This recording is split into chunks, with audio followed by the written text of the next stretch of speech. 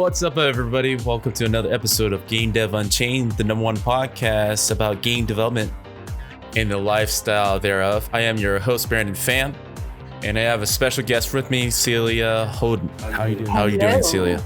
I'm doing okay. How about you? Good. As good as we can be in this quarantine. We'll definitely get into that. Yeah, the world is crumbling, and so we try to. So this is actually part of the podcast where I ask our guests, which is yourself, to introduce yourself to our audience out there of who you are, where you're from, and where you're heading. Okay. So my name is Celia. I am French originally, and I have a PhD in psychology. And in the past over 10 years now, I've worked in the game industry. I started at Ubisoft in France, in Paris. Then I moved to Ubisoft in Montreal. Then I moved to LucasArts. I worked on a bunch of Star Wars games that never saw the light of day, like Star Wars 1313. And then after Disney shut down LucasArts, this is when I moved to Epic Games in 2013. And I became the director of user experience at Epic.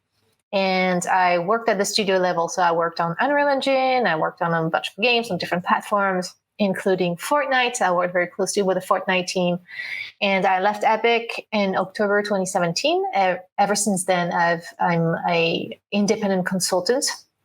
And I spread the UX love everywhere I can to explain what UX is all about, why we need to have some knowledge in cognitive science to make better games, and why it's important to shift to the perspective of our players to make better games. And that's pretty much in a nutshell who I am and what I'm doing. Yes, UX is actually a subject that I have very little knowledge about. If you can expand on that a little bit further to help educate the masses and why it's important for game development. Of course. Yeah. So UX, it's becoming very trendy, but a lot of people, when we say UX, they think UI. So the user interface. UX is not just UI. UI is a big part of UX, of course, but UX it's basically to shift from our own perspective as a game developer to adopt the perspective of the player. Because when you create a game, you have, your own, what we call mental model. So you have your own things, your own thoughts, and you have your plan in your head and you know where you're headed. And so when you develop the game, of course, you have to implement all these ideas that you have in a system that has constraints. You are using a specific engine to make the game, and you don't have infinite money or infinite time, and you don't have necessarily a lot of people to do that. And so all of these constraints are shaping a little bit your ideas as you implement them. And then fast forward, you ship the game, and the players are coming over with their expectations of the game if they have heard of your game, and they're gonna figure it out, and they're gonna make up their own mental models. So what they believe the game is all about, only through the interaction with the image of your game, of the system. So everything that they can perceive and interact with. So of course, it's going to be the UI. So the elements on screen. It's going to be the art. It's going to be the design. It's going to be the music. It's going to be the controls. Through all of that, the players are going to have a specific experience of the game. And what we're trying to accomplish is make sure that this experience that they are having is the one that the game developers wanted for them. So it's about making sure we align that, because we ultimately, we're making games for other people that, of course, most game developers, they make games also because they enjoy it and they want to play it themselves. But we make games for other people that don't know all the depth of the game, that don't, they can be in our minds. So we have to convey a lot of elements to players, and we try to ensure that these elements are properly conveyed so they can intuitively get on board the game without having to read countless instructions that are boring. And so, and then experience what we want them to experience. So if you make a horror game, you want players to, be stressed out and have jump scares. If you're making a tactical game, you want players to be engaged into tactics. If you make a collaborative game, you want players to have fun as they collaborate with others. So this is really what we're trying to accomplish. What we're trying to do is what players are experiencing, and to do that, we adopt what we call a UX approach, which is basically understanding a little bit how the brain works and how people perceive things, because we are all different and we are all biased. And so we all perceive things differently.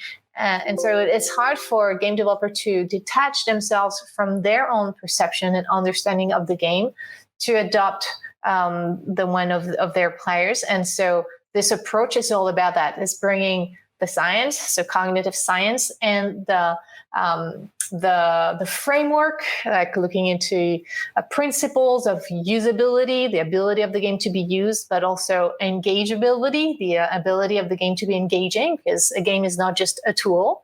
When you discover a new app or download a new tool for work, you need it to be usable. You want to be able to understand it simply, without being like, what the hell, why is this not working? Where do I need to click? This is not intuitive, it's boring, and we get angry at these sort of problems. So we look into that for games, but it's not enough, because games are not a tool. It's the whole point is to interact and have fun as we interact with the system. So the engageability part is really crucial. It's important for any tool that we develop, of course, but for games, it is the whole point to be engaged in this activity. So it's important also to take into account, motivation, how we get motivated to do a certain activity, like humans, what they like to do, emotions, game flow, make sure that we onboard them in a intuitive and the non-boring way, and we allow them to quickly understand how the game works and be able to enter that flow when you're like super into the game and you're just having fun. So it's all of that, and to accomplish that all throughout the development process, we use a scientific method, which is ensuring as much as we can that we're not falling for our own biases, because we're humans. And when we look at a situation, whether it is making games or participating in building a society, we look at it through our own lens.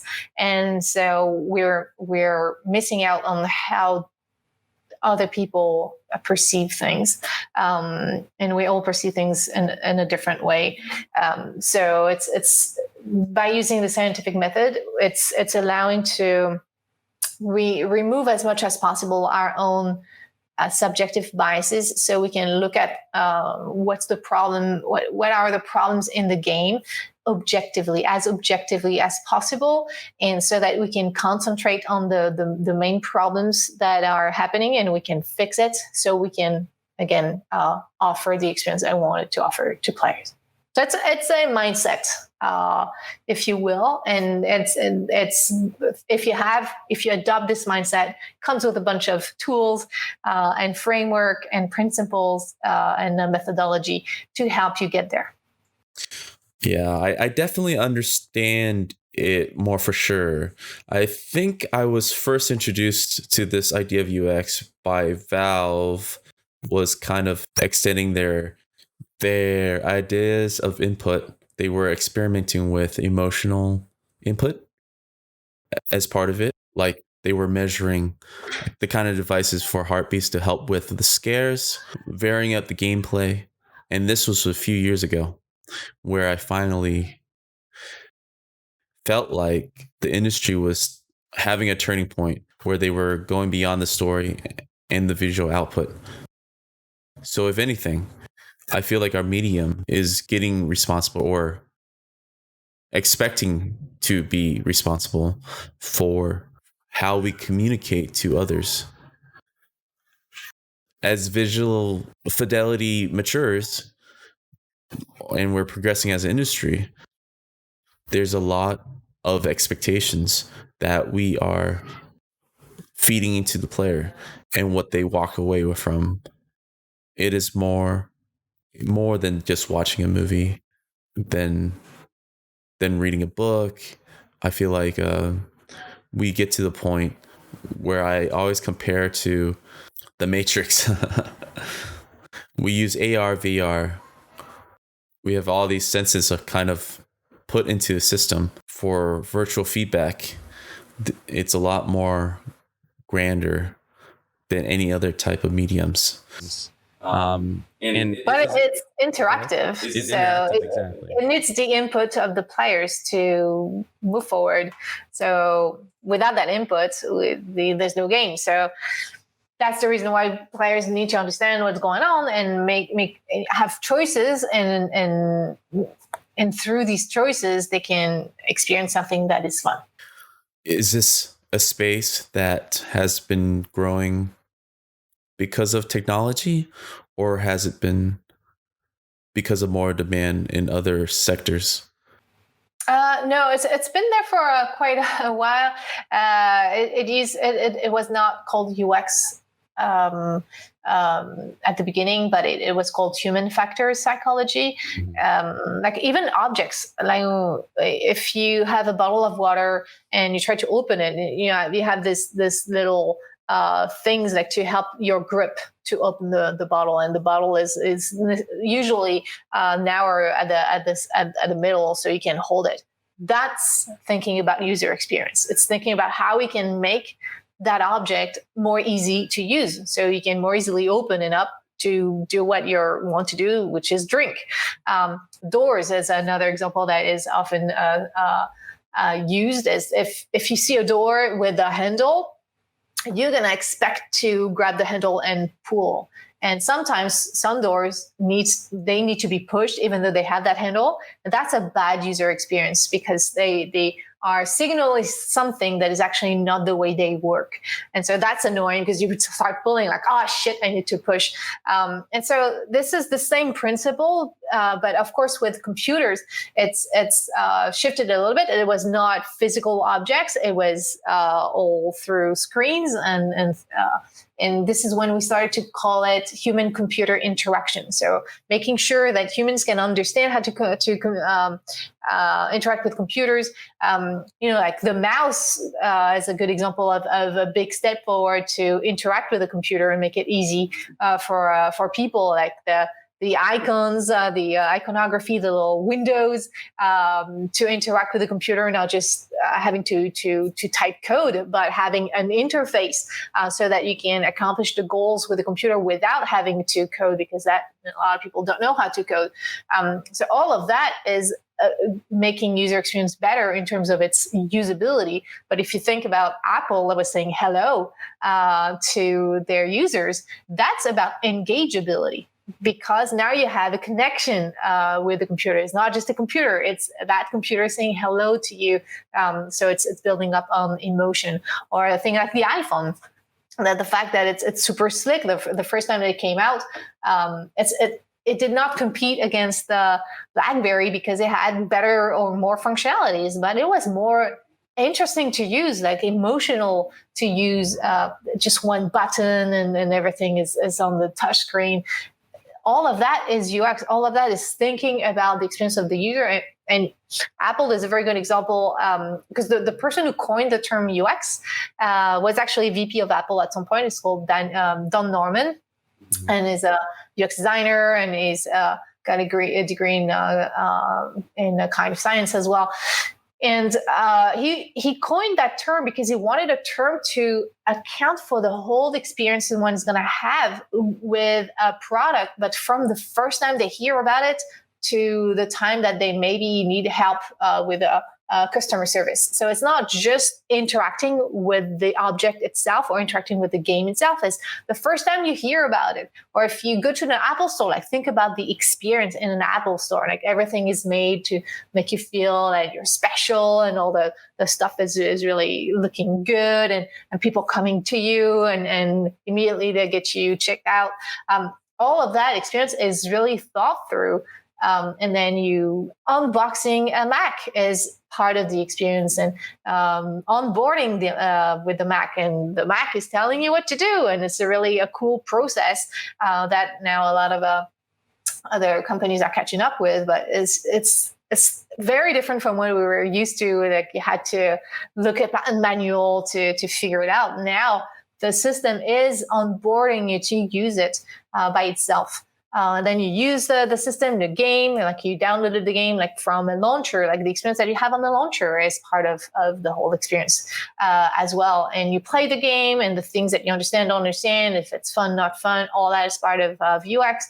But also when you finish playing the game, if you contact, the community manager or you go on the forums, that's also part of the experience that you have with a bigger system, like the ecosystem of the company. So all of that is the user experience. It's very broad and it's not new. It's been here for a while, and it's here to stay. Mm-hmm. It sounds like it goes all the way back since the beginning of interactions. And thank you for coming on and educating. Oh yeah, definitely huge. Like we're talking about different interfaces, we're talking about even gadgets, the human experience beyond this game application. It's actually leads into my next question. The last couple of years, we're seeing a lot of game tools or game thinking or how we interact with things. In the game industry, we're kind of extended beyond than just making games and entertainment. A lot of these other companies are starting to adopt a lot of our tools, but our way of approaching the problem. How has UX kind of helped, besides the examples that you have laid out before us? How specifically are they taking us a lesson from games to apply UI UX to their own industry? Oh, you mean how the industry outside games are using game UX to improve their stuff? Exactly. Well, I actually have a lot of people asking me that question because a lot of companies, they want to make their products more engaging. Mm-hmm. And good games are engaging. And so they think that they can just like suck up all the good nutrients from games and then just like apply it to their platform. So what games do well is good games, because there are plenty of games that don't do that well, is that you are intrinsically motivated to play the game. It's not just the badges, because this is what we call gamification, and a lot of companies outside the game industry, they think, oh yeah, we need just to have badges and have people level up, and then that's going to gamify the platform. Yes, that sure has a role, but that's extrinsic motivation. You do something to get something else. It is certainly useful, and we use that every day, and at school and at work, and in products. But it's not the essence of game. Is that really? It's what we call an autotelic activity. It means that you want to engage with that activity for the pleasure of doing that activity. It's not a means to an end. And there's a theory of what we call intrinsic motivation, so the things that you do for the pleasure of doing them, that is called self-determination theory, or SDT for short. And this theory explains that we are more motivated to do something when this activity satisfies our need for competence, autonomy, and relatedness.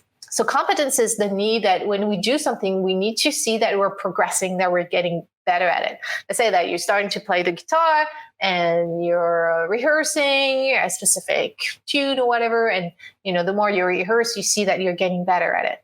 That's encouraging. That's motivating. That makes you engage more in that activity. And so it's often skill-based, but doesn't have to be necessarily. Like in games, if you think of RPGs, it's the more you level up, the more you have skills that are unlocked that artificially make you more powerful within the system. But still, you progress and you see that you're progressing. And this is the main reason why progression bars are so powerful. It's not just because you know that, I'm going to soon be level 10, I'm going to have a super cool reward. But it's also because you see yourself progressing. And that's very satisfying. And a lot of games categorize a lot on competence, because you get better at the game, you level up. If it's a skill-based game, the more you practice, the better you're at playing it. So a lot of games do that very well. Whereas sometimes at work, or you don't necessarily feel that competent, you don't necessarily have a lot of feedback, or you don't necessarily know how to do things better. And so that's a thing that we can gain from games, not just the leveling up thing, but ensure that people feel competent into doing what they that activity. The second one is autonomy. So autonomy is being able to express yourself and to also solve problems the way you want. If you look at very big games that are, some of them offer a lot of autonomy. You think about Minecraft or think about GTA. These are sandbox games. It means that you can solve problems the way you want, and you can just like tinker around with the system, and that's very powerful. And we love that. So now you have a lot of games that are more linear, but oftentimes, you can choose your character, you can choose your skins, you can choose your dance moves. So that gives you a way to express yourself. So games that are allowing to express yourself are more engaging. Same thing at work. If you are able to solve some problems the way you want, it's more engaging than if your boss is telling you, all right, now do this and this and that in that way that I'm telling you need to do it. It's way more empowering to say, okay, this is our objective. Figure a way to get to that objective in the most efficient way possible. Then you feel more empowered because you decide how you're going to get there. You have an objective to reach, but you are empowered because you have autonomy into how to solve for that problem. And the last one is relatedness. So we are a very social species. We need each other to survive in this world. And a lot of people forget about that. But we need each other. And because of that, we love to have activities when we can play with others. Now, a lot of games capitalize on that. Any multiplayer game capitalizes on that. There's a lot of focus on competition. So competitive games are, of course, quite engaging, but actually cooperation is even more powerful than competition. And even look at sports. Most sports are team-based sports. So yes, you compete, but it's a team. So you collaborate with your team and you compete with another team.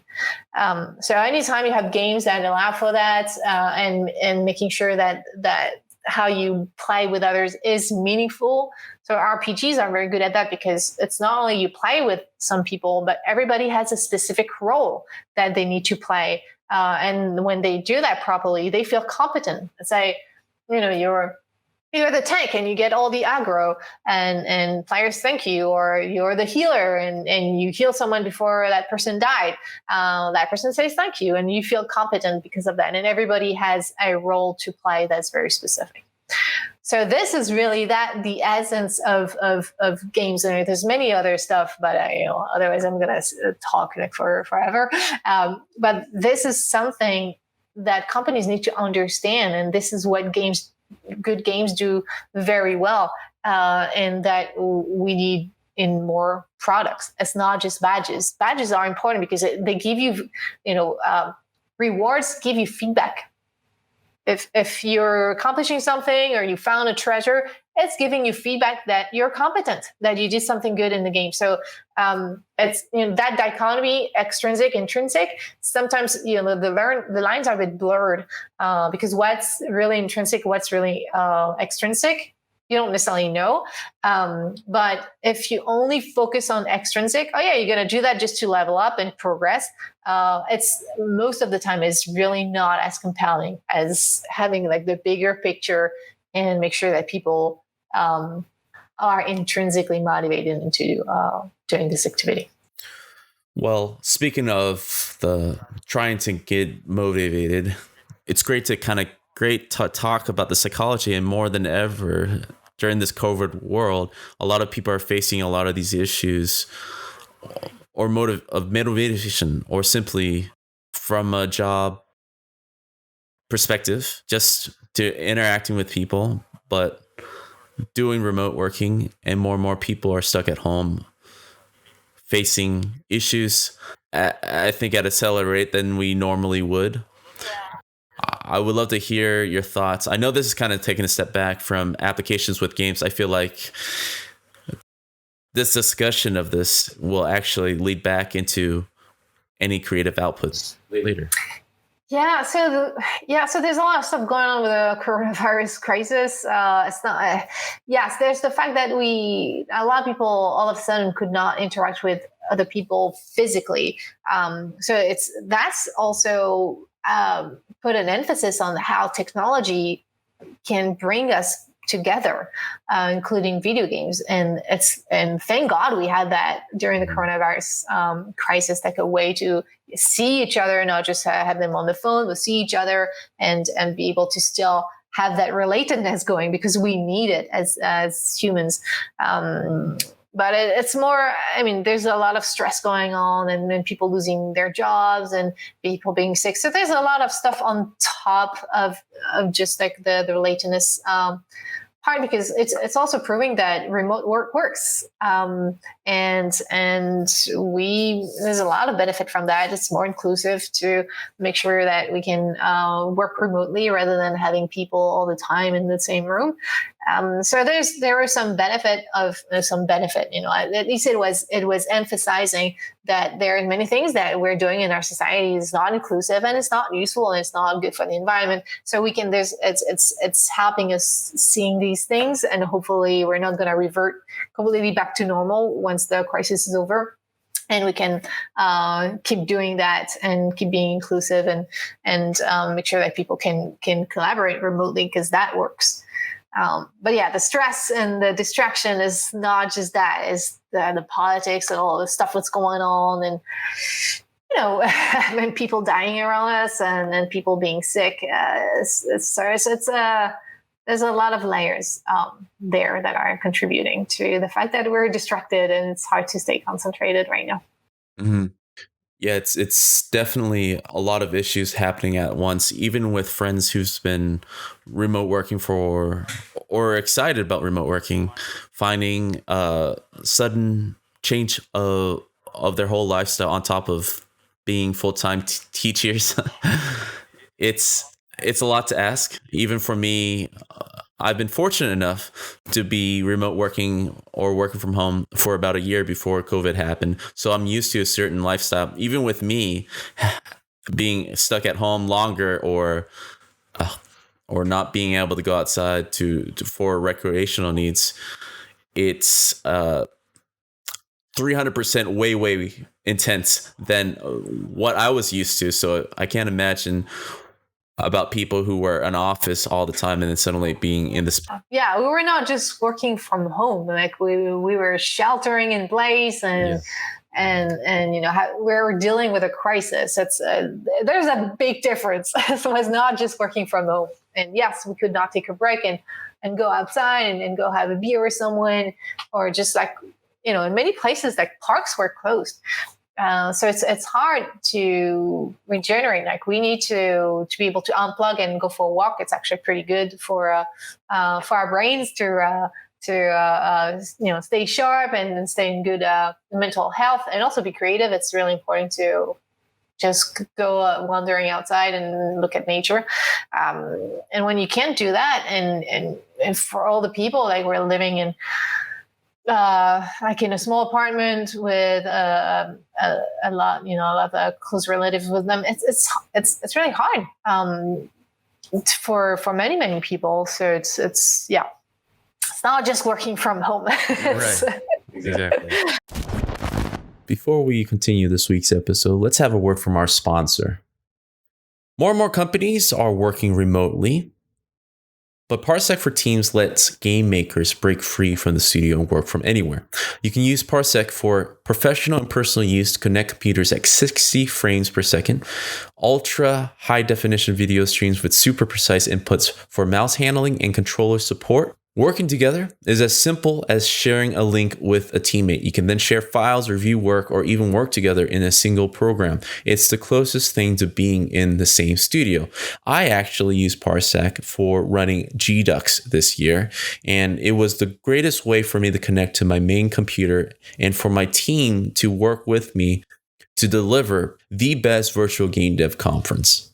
So I definitely see a huge use for remote working, but also playing games with each other. The biggest thing with remote desktop is that there are security concerns. However, Parsec for Teams ensures that only people on your team has access to your projects. Connections are peer-to-peer and encrypted, never touching the backend, and features two-factor authentication and other security measures that gives you a peace of mind. So like mentioned before, the best use cases using Parsec for Teams is perfect for level design, animation, game development, playtesting, and more, and lets you seamlessly connect programs like Unity, Unreal, Maya, Cinema, 4D, and others. So hundreds of AAA and indie studios are already using Parsec for Teams to stay connected to their work.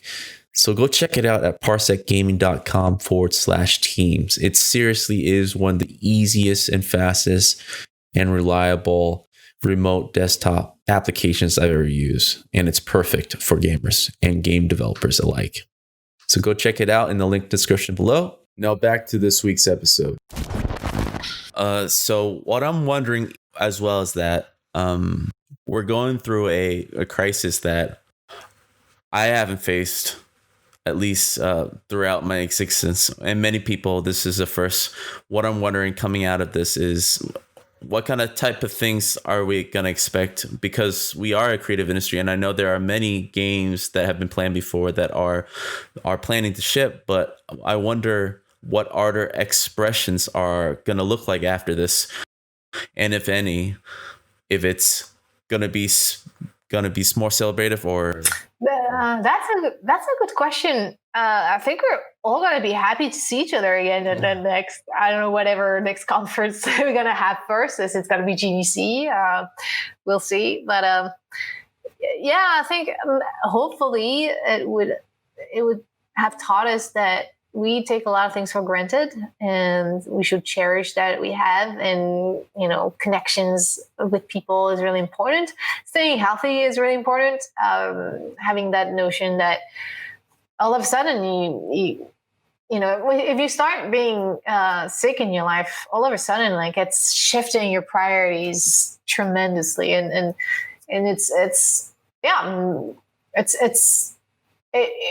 hopefully it would have reminded us that a lot of things are precious and we're just taking them for granted. I mean, the other generations went through horrible wars, so it was a bit different. They were not necessarily stuck at home, but you know, and oftentimes, you know, I'm from France, so my family was telling me, you know, when you had the curfews and you hear the sirens, you have to run to the subway and stay there. And I mean, it's yes, it's traumatic when we're going through, but at least we're not experiencing the horrors of war and being out there and maybe getting shot or seeing someone close that is getting shot. So that's the reason why, on top of that, all the police brutality and people are just fed up of all of that, and it's a moment that we realize that maybe we should reprioritize things a little bit, and you know, humanity is what's the most important. This is who we are. And so, yeah, not sure if that's the answer that you were expecting, but no, but it's all relative, and I hopefully artists are going to express that better than my words. Yeah, everyone's just running out with Wacom pens. I mean, yeah, I mean, the protesting and the police brutality, I feel like we went through 2 months of really stoic rest. And of course, it was the spark that really made everyone upset, at least in the United States. On my side, I've never been very political or have enough knowledge to speak on that matter, but it really opened my eyes what truly the government is able to do in times of need, and it really exposed a lot of the problems, the problem and the cracks of how we really are alone when things do hit the fan. Thankfully, we're not going through a world war, but because of that, I feel like 50 plus years of laziness I feel like in a way we kind of let things went dormant, and not all of us. not all of us, but most of the masses, the more privileged people, the most privileged people are like, oh yeah, this is good, and then the others, they're too tired of working and make and needs to it's just hard to, after your day's over, like you're just trying to get on with your life, to get out there and protest for your rights. And that's the reason why you have such a status quo until you have the moments then it's really, the balance is really too off, and there's something happening, and you have like 40 million Americans that are unemployed. And when you're unemployed here, is oftentimes you don't have any social security, and you lose healthcare, and it's really rough. That's really rough. Yeah, I think coupled with that, the unemployment rate this month too in the United States have been lifting up restrictions to kick people out of their residency. I feel like even without what has happened, a lot of people would have reacted eventually the same way, because there wasn't really a long-term plan out of this pandemic. As artists, all we can do is be out there and protest, and also capture the emotions that is going on right now and express it in a way that is within our medium. We are passing on to future generations and give attention to what's going on. And art was always a very powerful way to challenge the status quo. There's a lot of very great art pieces are when people were shocked or hated it, or because it was challenging them in their perception and their status quo. It's a way to confront a perception that is not yours. Like I was saying earlier, like we all have, there's the reality, and we all have different perceptions of it depending on our background and who you are, our culture. And that's what art is amazing. It's a way to be able to confront different perspectives rather than just our own, and to challenge us and to push us outside of our comfort zone and challenge the status quo. So art has an immense role to play in there. Yeah, I completely agree with you. And this is actually a good segue into the next topic that I want to talk about. We're talking about human interaction with the world and the virtual world, and being able to respond to that. And throughout the years, we've seen some jumps within using the controller, to Nintendo leading the charges with how you interact with the Wii. Now there are game pads, and of course the VR and AR introduction. So what are you seeing with this new level of interaction, VR and AR? With AR being very quiet, we're in need of hardware for these tech companies to really fully realize it. I think the phone is neat trick, but it's not there yet in terms of how VR is getting people excited. So I would love to hear your thoughts about that. Sure.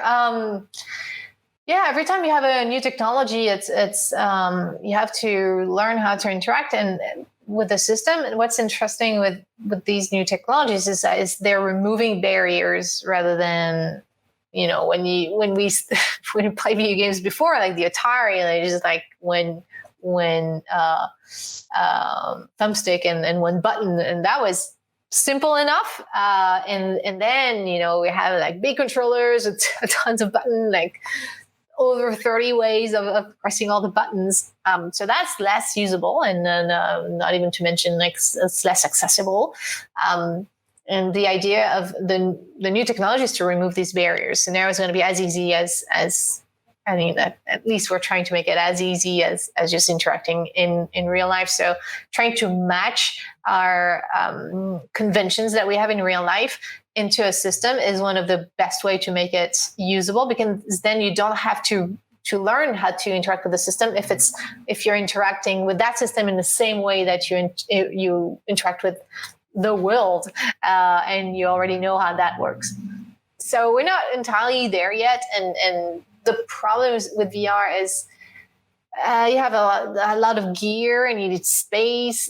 So AR requires less space, and the whole point of AR is having it in your pocket or on glasses. So it's much easier rather than gearing up, and maybe you have haptic feedback in VR and having the gloves and all that. But it's much more immersive because VR is really immersing all of your senses. It's hard to get distracted, like with your phone. If you're commuting, it's going to be very easy to be distracted because stuff is happening. You hear stuff. You need to go down to that station. VR is just like when you go to the movies. Even then, in movies you can check out their phone, where people should not do that at the theater. But in VR, there's no way to do that because there's no way to get distracted from outside. And humans are very easily distracted, and so the power of VR is not only all the things that you really sometimes you really feel like you're falling or that you're really in that environment, but on top of that, it's really helping players focus on what's going on, because it's going to be very hard to get distracted unless someone is trolling you and just poking you as you play. But that's the reason why VR rooms are really cool, because you have like a whole space and, it's safe. You're not going to hurt yourself. I think it's going to be a challenge to get that in people's living rooms. Of course, you have people going to have VR, but I think what's powerful is to have a whole room dedicated to that, so that you can be fully immersed and it's a safe space. You can't get hurt, to really experience it at the top level. But it is creating a lot of new challenges in UX. Like, for example, there's a lot of information that we convey in the HUD. So the heads-up displays, all the stuff that's always on screen as you play a game. In VR, it's very hard to do that because it makes people sick. Mm-hmm. Because you have more depth when you play in VR. So if you have like an overlay screen, that makes you nauseous. So this is complicated to do. So it means that we need to rely more on environmental UI, or what we call diegetic. It's really part of the environment. But if you do that, because you don't control the camera, if the player just do that and there's something going on here, how do you draw attention to the things for the game itself? So that's creating a lot of challenges. And AR, the big challenges is multitasking. We can't multitask. We're very terrible at it. We believe we can, but we are terrible at it. And the big problem with AR is making sure people are not gonna fall over, trip on something, or like in the worst case is get killed because they're distracted by their phone, or if they're with glasses, they're distracted with what's going on in the interface there, and they're not able to focus on the real world. And the real world can be dangerous, and if you're walking and not looking at where you're walking at too. So yeah, it's just really interesting because it's creating new ways to experience things, but it's bringing new challenges, and that's what's fascinating as well. It's really interesting. Yeah, I kind of want to, if you can paint a picture of how important the five senses are for full immersion and full believability. And of course, with VR, you got your visual, you got your audio, and people go a little further with haptic feedback, but that's not full touch and feel though. You can kind of graph or give a percentage of understanding, even though we don't need 100% of all our senses, which is the ultimate matrix, right? What is the measure here that game developers that should be mindful or think about for a full experience that not to the level, I don't know, maybe to a level 4 or someone, but I mean, like, if that's the case, like, how far away are we from From the Matrix, pretty far out. Yeah, from the Matrix, but like somewhat immersive. Where I hear you. I'm just teasing. So first of all, we don't only have 5 senses. Yeah, you mentioned haptic. So haptic is close to touch, but we have actually many more senses. Like for example, you can sense temperature. You can sense your body in space. This is what we call proprioception. So if you close your eyes, you are able to, without looking at what your hand is doing, you're still able to touch your nose. Unless you're drunk, but that's another problem. But typically, we are able to feel our body in space. This is what we call proprioception. We also have the vestibular system. So there's the inner ear that knows, if you were upside down or not upside down. And so that's one of the main challenges in VR, is because in VR, you're going to have a mismatch between what your eyes are seeing and what your body is experiencing.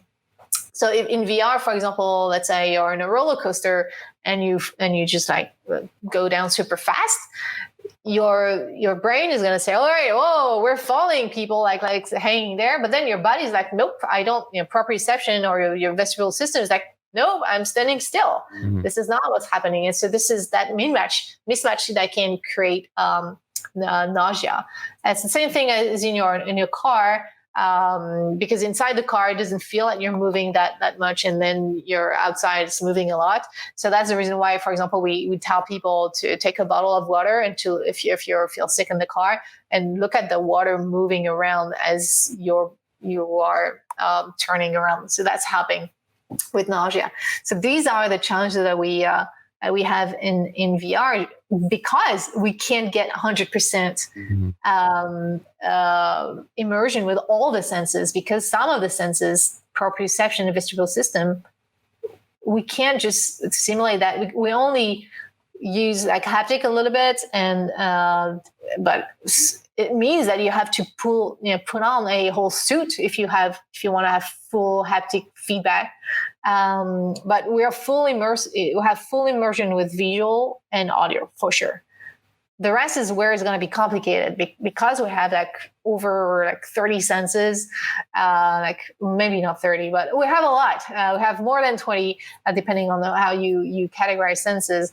And so you're not going to be able to recreate all of it in VR. You're really fully immersed in terms of visual senses and audio, but not the rest. So that's the reason why I was telling, rooms where you have maybe wind coming at you, or sometimes in VR spaces, you are on something, that thing is moving with you. Think Star Tours. It's it's like VR, because you're all in an environment and everything completely immersed visually and audio.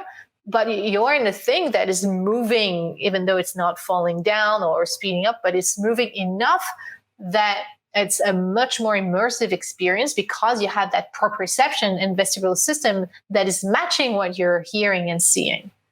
And so VR by itself is not going to be able to do that. Mm-hmm. You're going to have to need more stuff to be able to do it. And that's the reason why I believe, I may be wrong, I believe that VR is much more powerful in an environment that is created for it, with more stuff that you can really fully be immersed. It's still very immersive. You just put the headset on and play. For sure, you're going to have fun, but it's never going to be the level of metrics you're talking about with a VR headset at home. No, we're far from that. I think a lot of these companies that are excited about that prospect or trying to bridge the gap of location-based and entertainment are trying to do that with that have these visual spaces with these goggles, and you're kind of walking through it. One subject that I always am interested in but know nothing about is the idea of dreaming, right? So I feel like a lot of developers or a lot of tech people behind this technology are eventually trying to drive towards to people or use. I mean, everybody kind of has their own devices in a way at night when we do have total engagement and immersion within our subconscious. I wonder how much of that we can study to bridge over while we are conscious and trying to achieve that, because I feel like a key that we need to unlock somewhere in there at some point. And some people are doing that with lucid dreaming. I know this is kind of wild, but I don't know if we need to unlock it. It could be interesting for sure. I'm not sure if we need it. We don't need it. Some dreams I don't know if you know that, are nightmares. People don't want to be in there. Yeah. Well, people love horror games, so I wonder how much is that relative to what we're doing and but we love studies doing. Yeah, we love horror games because we can control it. All right. It's a controlled environment. You can stop it. Like kids, they love horror stories because you can control it. You can put down the book. You can turn off the television. Do anyone watch television now? Like turn off YouTube or whatever. Yeah, Twitch or. So your nightmares, you can't control them. Like some people can, lucid dreaming, and that's super interesting. But that's the problem with dreams and nightmares. It's completely uncontrollable. So that's an interesting question. I never really thought of that. But it's so we don't even know what dreams are for. There's some notion that this is when we consolidate the things that we learn during the day. So that's why we need to sleep regularly. That's really important for the development of kids, of course, but also in adulthood we need our sleep because otherwise we're not consolidating all that, and if we're tired, we're not able to function. But beyond that, we don't know what dreams are for, and it's still very, very mysterious. Like the brain overall is still very mysterious. So don't hold your breath on experiencing that. It's always to sleep tonight and figure it out. Yeah. Sleep on it. So it's going to take a while before we even understand a bit better what this means and make a whole experience out of it. I don't know if I want to experience that, by the way. That sounds really scary. I want to put one foot in and one foot out to experience. Yeah. And very cautious. One last question, and I kind of like to throw it out there. I think it's appropriate to ask for your projection of what the next 5 years or 10 years, if it has changed with recent events or are on track for achieving great things or not. That's a very loaded question. With the game development, at least. Okay, let's focus on that. Yeah, I mean, there's a lot of things technology-wise, super exciting. Everything is getting seamless, and there's a lot of new things that we're going to be able to experience, and that's exciting. I'm not sure if we're on track with what we should be doing because, at the end of the day, we're humans and we need human connection, and we're not on track with inclusion that much. I mean, it's getting a bit better. There's much more effort towards accessibility. I know there's a lot of people super excited about The Last of Us 2 because there are so many accessibility options in that game that finally we take that seriously and we make it happen. But it's still, it's still not very broad. There's still a lot of games that are not accessible. There's still a lot of games that are not inclusive. There's still a lot of games that are not made with a diverse team. And so we still have a lot of stuff to do. We need to talk more about ethics because we are trying to offer all these experiences. And we know that some video games can have an impact. Everything you experience is going to have an impact on you because the brain is plastic, and so by definition, that's going to change you. It's going to change you. But some video games can have a good impact, and some video games can have a negative impact in some conditions. And so we need to think a little bit about what is it we're offering and to think about the ethics of that, because we don't talk about ethics enough, and we don't talk about our responsibility as content providers. There's so many things that like we were saying earlier, like art is a powerful way to challenge the status quo. Video games is an art form, and we need to understand what the discriminations we're reinforcing in some games, and how we can challenge the status quo, because we can. It's a powerful medium, and there should be more reflection about that. What we're condoning in the content of our game, and what we need to challenge, so we can participate as an art form in a culture, to make the world a better place and be more inclusive and fair. So yeah, I'm not sure we're on track. That would be my short answer. But it's getting there. It's getting there. More people are talking. Yeah, a lot of it has to do with the accessibility and making more affordable for people to buy in and check things out.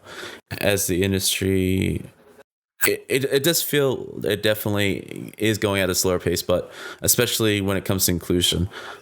And I'm guilty of this as well. Within the industry, we tend to refer friends, and friends usually within your same circle and the same people. And so if you don't go beyond that to avoid that, you're just going to have the same issues with huge companies. And in the end, you're just going to have the same product that appeals to very certain people. And I completely agree with you that our medium is at an extraordinary position to give light and change and bring big issues to the masses, and young and old. But also not being complacent, and not just because there are games that you just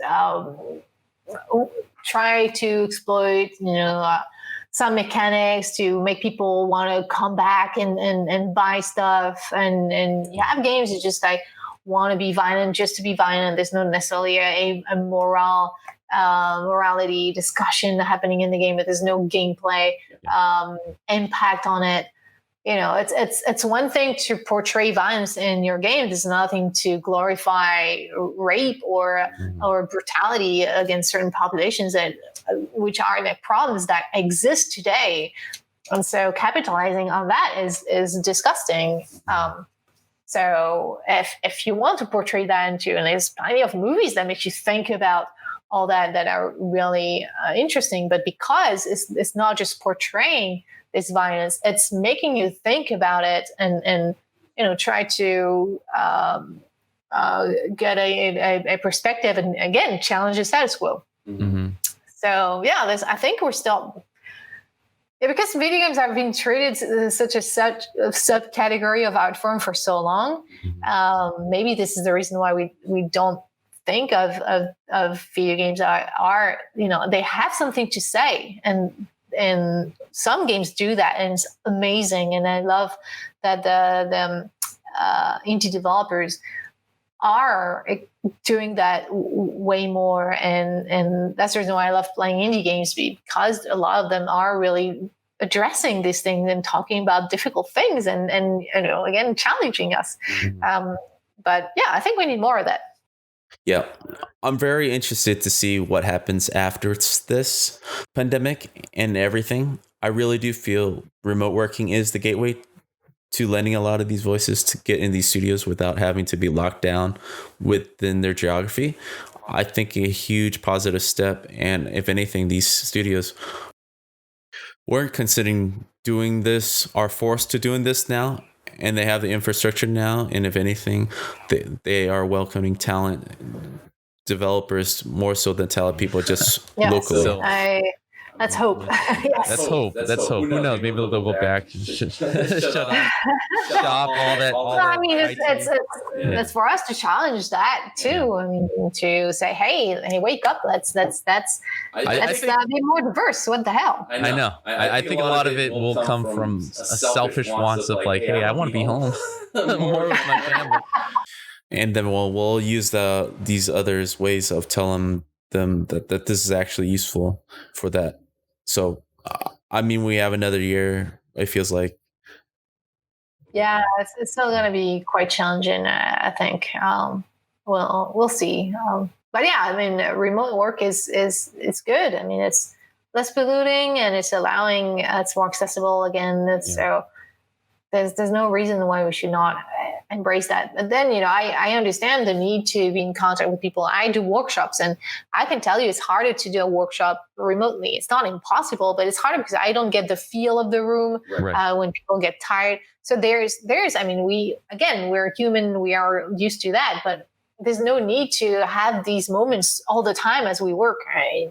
There's a lot of time in game development where you just most of the time we're at our desk and we're discussing on Slack or whatever, Discord, with people that are just at the room next door. Yeah.